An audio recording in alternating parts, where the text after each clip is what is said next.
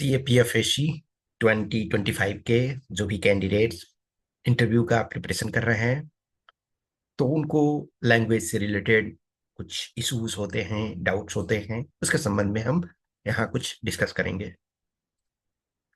Language आज की date में यदि देखो तो यूपीएससी आपको फ्लेक्सिबिलिटी देती है।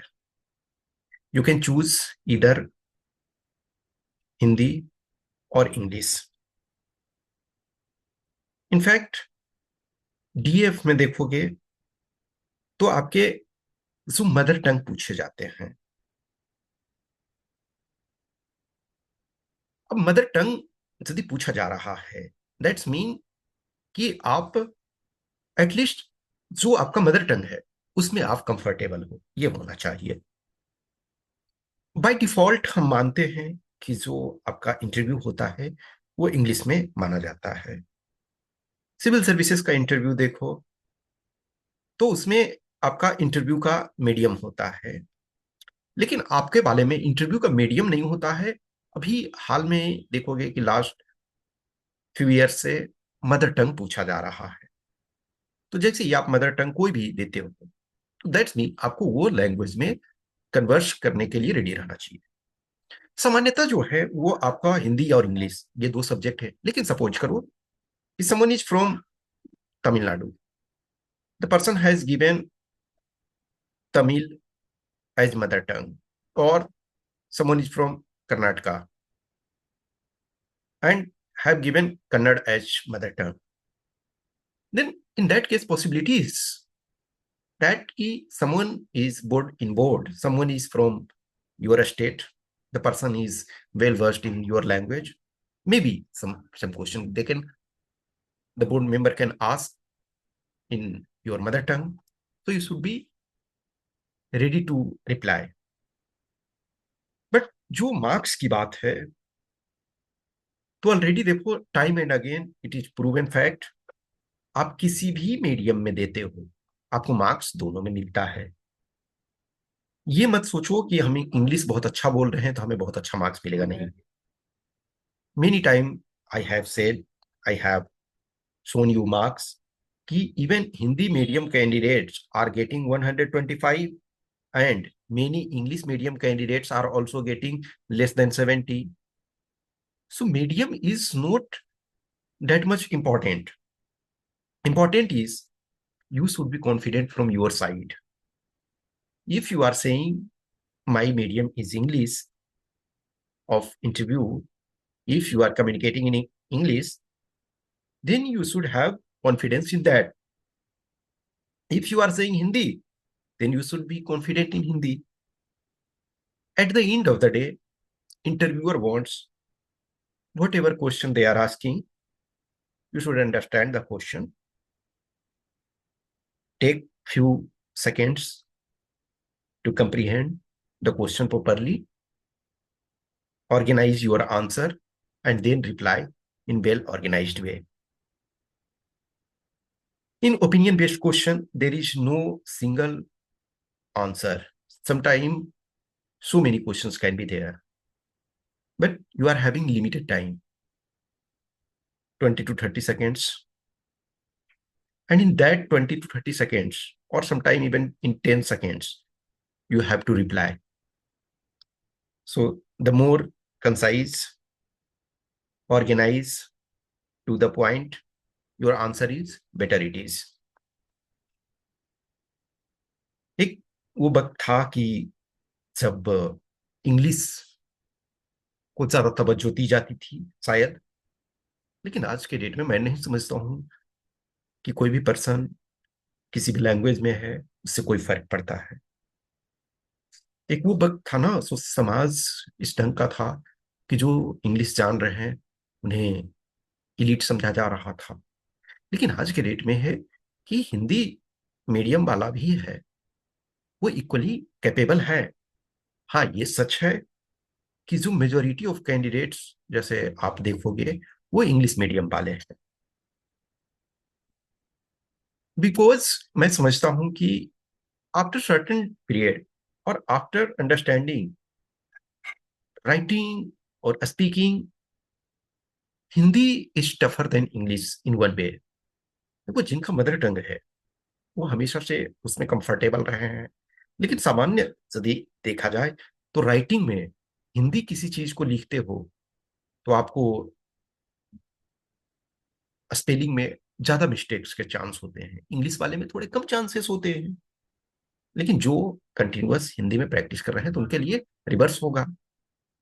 तो कभी भी टेंशन ना लो कि हमारा इंग्लिश अच्छा नहीं है या हमारा हिंदी अच्छा नहीं है। At the end of the day जो क्वेश्चन को पूछ रहे हैं उसको समझना आपको जरूरी है और बेस्ट पॉसिबल वे में उसको रिप्लाई करने की जरूरत है। जब आप इस रिटेन को क्वालिफाई किए हो तो मिनिमम इंग्लिश आप जानते हो। इंग्लिश में मिनिमम आपके पास कैपेबिलिटी है, क्योंकि 120 मार्क्स जो थे, चाहे वो आर्गुमेंट हो, चाहे वो रिपोर्ट राइटिंग हो, चाहे आपका रीडिंग कम्प्रिहेंशन हो, प्रेसी हो, या ग्रामर और वर्ड मीनिंग जो सेंटेंस बनाना है, तो मीनिंग सेंटेंस जो बनाना है, तो आप मिनिमम इतने जानते हो कि इंग्लिश एटलीस्ट आपके पास थोड़ा सा आपको पता है, बेसिक्स पता है। हाँ, ये जरूर है कि बहुत सारे बच्चे ऐसे होते हैं जो शायद इस वाले पार्ट को सही से नहीं करते हैं, तो उनका पेपर 2 में मार्क्स खराब आता है। I know so many candidates. कुछ कैंडिडेट्स सपोज करो कि पेपर 2 में 65 ले आ रहे हैं, इवन 58 ले आ रहे हैं, 60 ला रहे हैं, या 70 ला रहे हैं। अब वही कोई पेपर 2 में 90 लाया तो 25 30 प्लस का एडवांटेज जो है यही हो जा रहा है। तो ये फर्क पड़ता है, किसी ने लंबे समय से चीजों को प्रैक्टिस किया है। But at this juncture don't worry about that.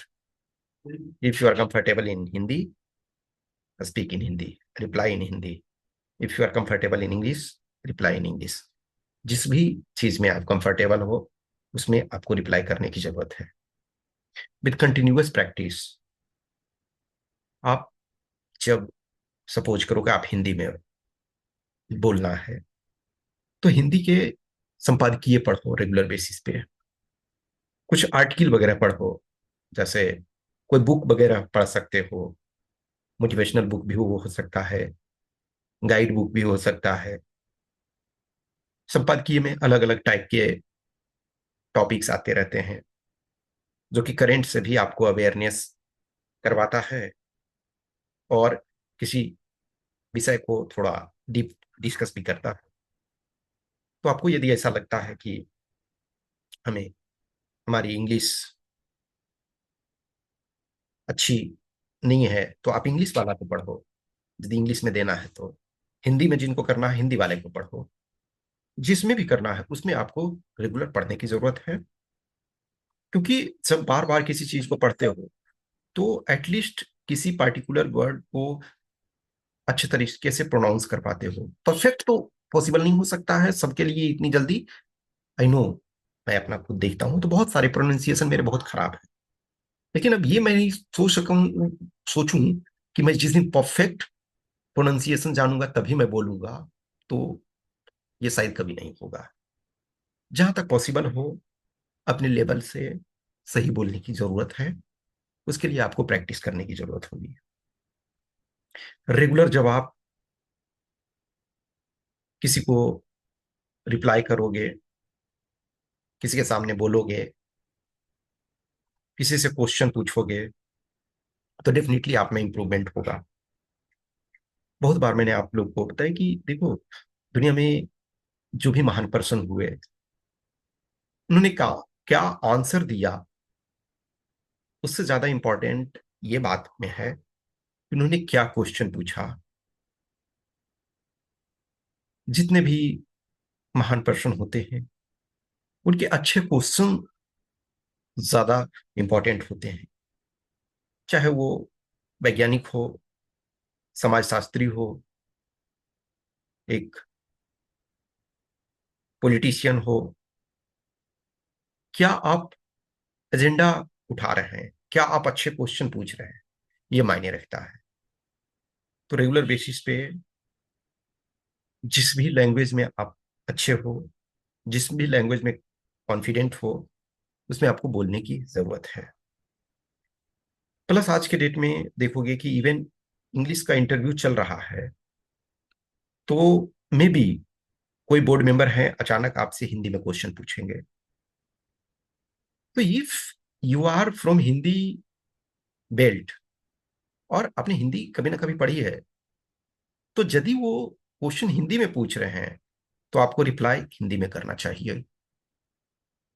और यदि आपका हिंदी मीडियम है और वो बीच में कोई सेंटेंस इंग्लिश में बोल रहे हैं, और आप यदि कुछ सेंटेंसेस आप भी इंग्लिश में बोल सकते हो, तो करो, कोई दिक्कत नहीं है।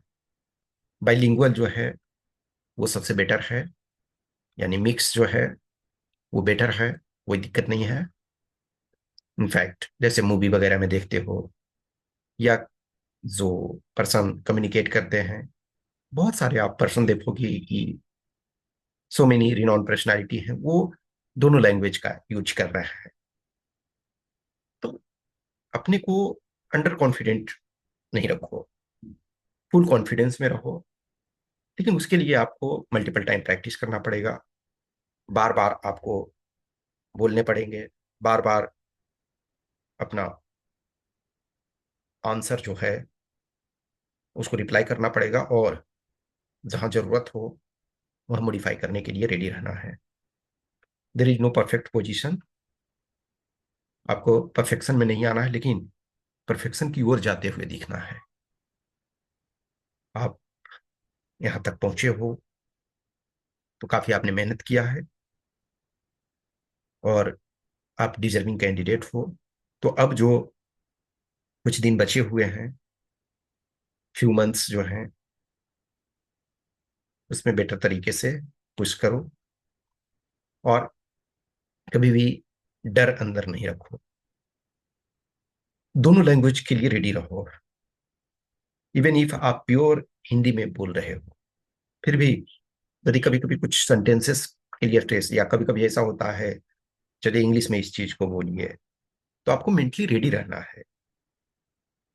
इस वजह से वो लोग पूछते हैं कि भाई आप रिटेन तो क्वालिफाई करके आए हो, और रिटेन में जो पेपर 2 था उसमें 60% जो पार्ट था वो ओनली इंग्लिश में रिप्लाई करना था।